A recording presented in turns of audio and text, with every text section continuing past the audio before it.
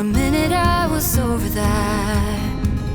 We saw the world from the same. Hey, welcome to our channel. I have been thinking about going back to Wales for some time now. It was my first destination in motorcycle tourism. Then I went alone for 4 days, and as soon as I think back to those moments, a smile immediately appears on my face. I am reminded of the excitement of uncertainty, the first view of Welsh mountains and beautiful beaches. Back then it was a mindless journey from point A to point B without much exploring the attractions of the Welsh land. We are going to the West South Wales for 9 days and we will stay there for 3 nights in the spot, and so far one of the best campsites we have been to, from which it's about 10 minutes on foot to the famous Blue Lagoon. But more on that in the next video, so don't forget to subscribe. I leave you for a moment on Welsh roads through the eyes of motorcyclists. I'll go anywhere and back again, right in between middle of nowhere. Feels like the only place on earth. Whenever you are there beside me, then I know we can do anything. Whenever you need my guidance, whenever I can hold you still, then all we know is when we get there, through anything and back again. And if you knew the way you get me, whatever we were born to do, then all we know is when we get there, the desert won't be anything.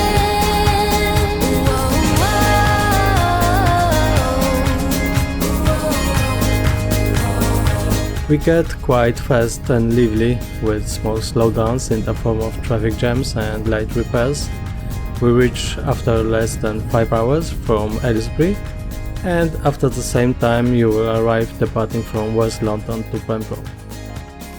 We are going to see the medieval castle, which is the only castle in Britain which was built over a natural cave known as Wogan, which is home of the Pipschuel bats, and the rumor says it was the lair of a great dragon.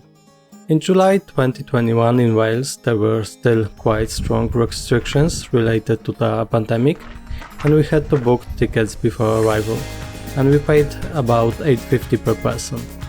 Children, seniors and students have discounts. There is a small restaurant, toilets, souvenir shop, and when we were there was an ice cream and candy booth. Historically, for the people of England, the castle is the best known as the birthplace of the King Henry VII, founder of the Tudor dynasty and the only Welsh king of Great Britain. There is even a special chamber in which Henry VII is shown as a baby right after birth. For us, the castle, or rather the fortress with light castle ruins, made a good impression. We used to visit better preserved castles, but the fortress is huge, and at that time it definitely made a great impression.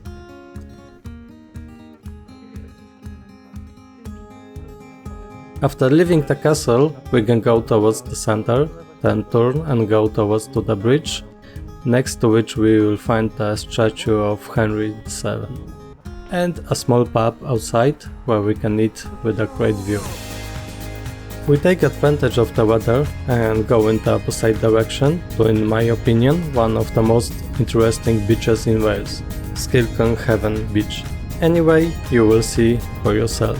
Just wait up. And if you knew the way you get me, whatever we were born to do, then all we know is when we get there, the desert won't be anything.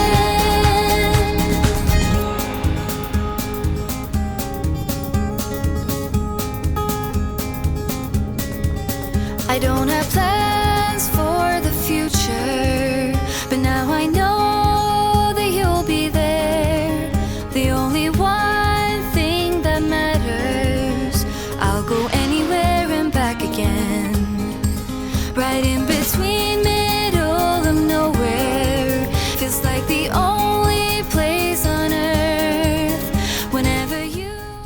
The first thing that strikes everyone is Church Door Cove. For me it's this kind of girlical miracle, a bay with steep sandstone cliff, in which the force of the sea carved a high arched door. It is the hallmark of the beach, which is very rocky. The sand comes out after the tide goes off.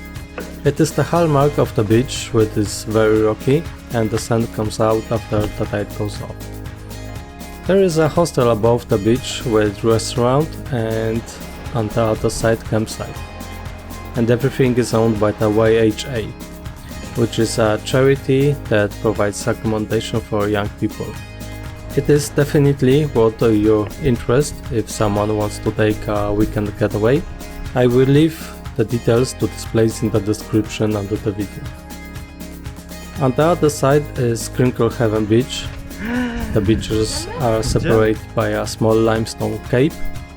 You can walk from one to the other as the tide goes off, or through the small cave that leads across the headland. Unfortunately, we couldn't sit on the beach for too long. We had another hour drive to the campsite. Luckily, the reception at Celtic Campsite was open late, and we didn't have to worry about that we will be late. We go through Pembroke again, and I recommend the way through St. David's City, otherwise navigation can correct you through narrow paths in which, after you encounter agricultural machinery, you will need to reverse a lot. So I'm leaving you for a while, and we'll see you at the campsite, about which I will tell you more in a moment. So do not run away and admire beautiful whales through the eyes of motorcycles.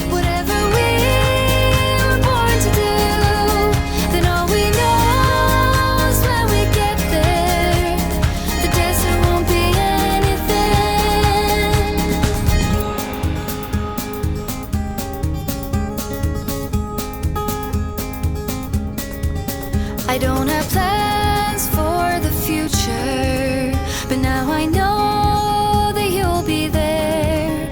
The only one thing that matters. I'll go anywhere and back again. Right in between, middle of nowhere.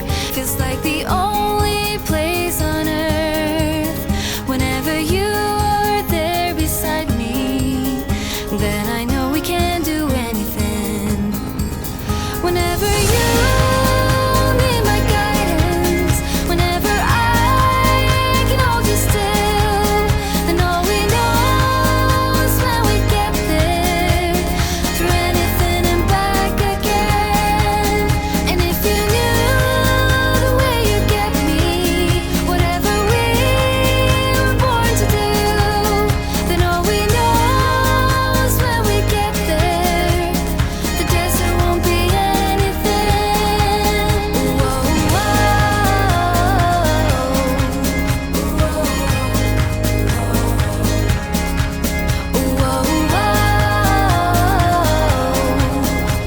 the desert won't be anything. We found Celtic Camping and bunkhouse accommodation on the pickup page, and I'm very happy about it because it was one of the best campsites we have ever been to.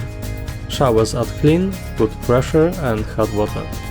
Toilets also was clean, although some of them were clogged, but in their defense there were a lot of people on the spot. There is a canteen, free access to electric kettles, microwave, washing machine and dryer.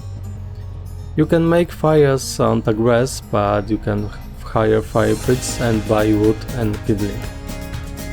For some, it can be very bothersome that there is quiet hours appears very late, so beware. We are staying there for 3 nights, for which we paid £76. And in the next movie we go along the Pembrokeshire coast path to the Blue Lagoon, in which Red Bull cliff diving took place. So don't forget to subscribe and leave a comment if you like.